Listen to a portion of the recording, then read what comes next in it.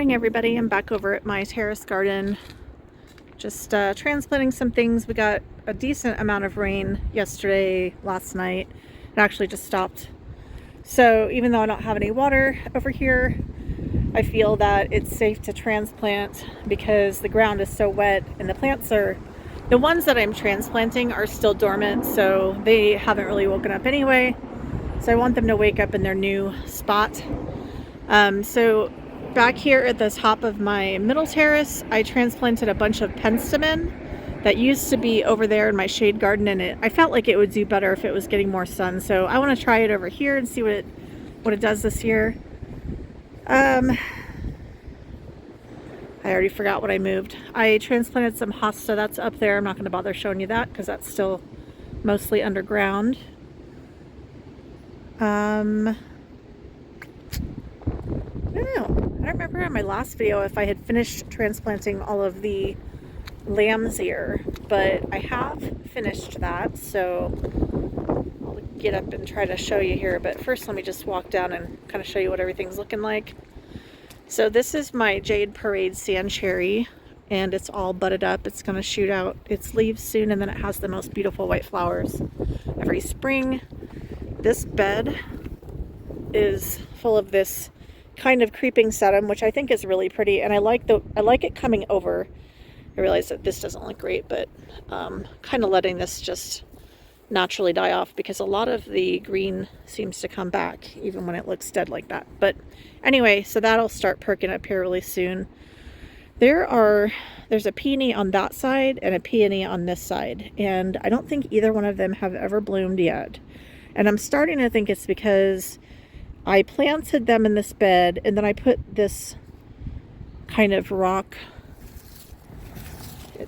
I don't know what I was thinking. I put rocks in here over it, and then I added the sedum, and so now I basically just think that they're too deep down, and I need to transplant those peonies, if they're even alive still. I'm not even sure. So if they do come up, I'll probably do that. But wanted to show you some of the lamb's ear that I transplanted, so you can kind of get an idea of what I was shooting for. So about every foot, this is a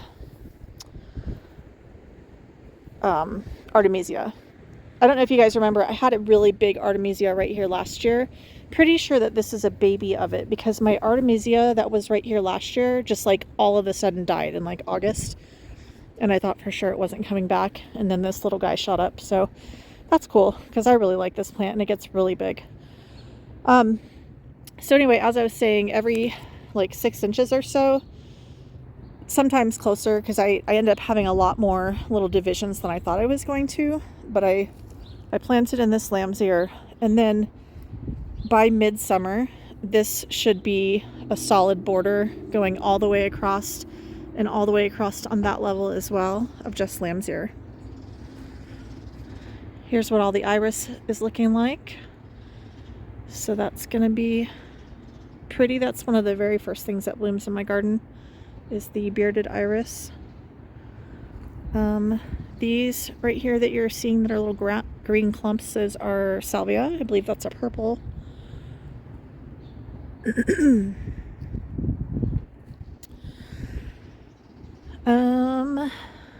Yeah, just kind of more of the same. I have some tulip foliage in here. I'm pretty sure that's what that is. And I'm going to leave it this year, but once I'm back in the house, I do plan to transplant that next year because deer always come and eat my tulips, and I just feel like a lot of people use them as annuals, but I live in an area that's cold enough that they will come back every year. If they're protected in a good area, I think they could actually look good. So I'm going to try transplanting them, you know, like next year, and put them behind in the fence where they can't get chewed on by deer. I've got all of these little flowers. I don't remember what these are. Are these snowdrops?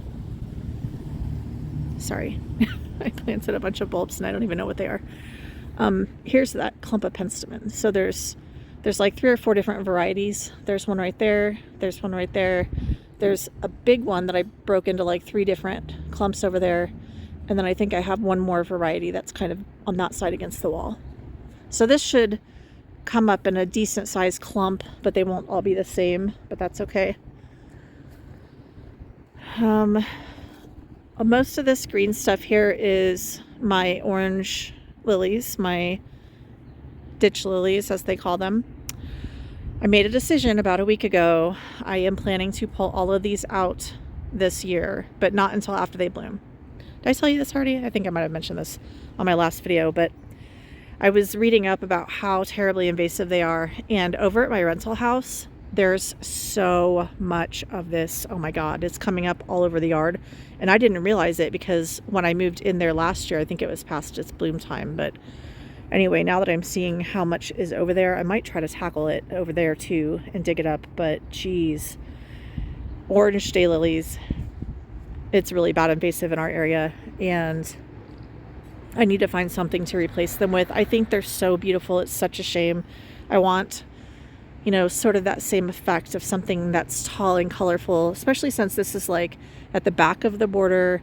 It's, you know, from the street, if you're looking up here, if it's not bright, it's not going to catch your eye. I'm thinking maybe like some of that red bee balm, the red bee balm that gets pretty tall and it's just really bright and beautiful. That might be a good thing to put up here. I did plant a bunch of seed of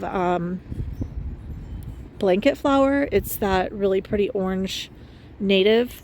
So that could be a good replacement if I can get a bed of that going and just, you know, pull out this orange ditch lily. That might be what I do, is just try to focus on getting that blanket flower going in the same areas where I currently have the orange lily. This, I think, I thought this was hyssop last year, but then I looked back at one of my videos and saw white blooms. I think this is actually Veronicastrum. I think that's what that is. I'm trying to be careful where I step because I have a ton of alliums that are popping up. All of these little green shoots are alliums. And then you can't really see it much, but I transplanted my oregano. So you remember the oregano. Let me get down. The oregano was like right here. I had kind of a big clump of it right there. But it got so tall. I want to move it to the back because after it shoots up to about 2 to 3 feet tall, then it starts tipping forward and it's going to look really pretty back in that corner and kind of coming forward like a little, like an avalanche or something. This is the yarrow coming up. Salvia. There's some daylilies that I missed over here that I need to get those out because those aren't even supposed to be in that spot.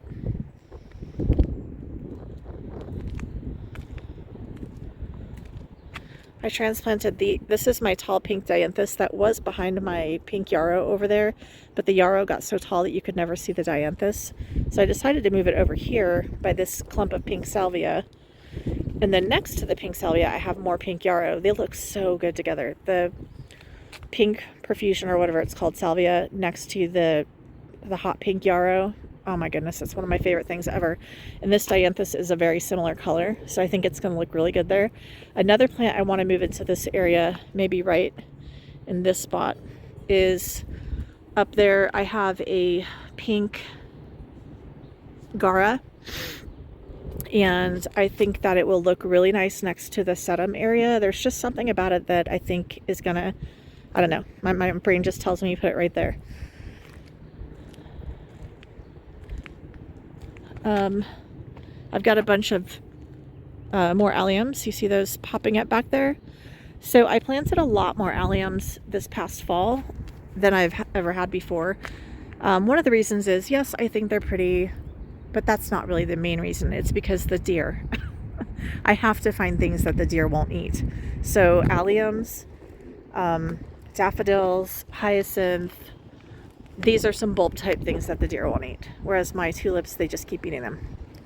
They also don't like irises apparently, so I can grow lots of iris. So, all right, well, I think that is a decent little mini tour things are definitely starting to come up. We're not to the point yet where I would call it pretty, but at least we have signs of life, and it's starting to get, you know, exciting, spring bursting forth and all that stuff. I still have a ton of work to do and clean up. I intended to get more done today, but I'm actually really cold. It's like barely 50 degrees. So another day when it's a bit warmer, I will come back and tackle more jobs. All right, see you guys next time.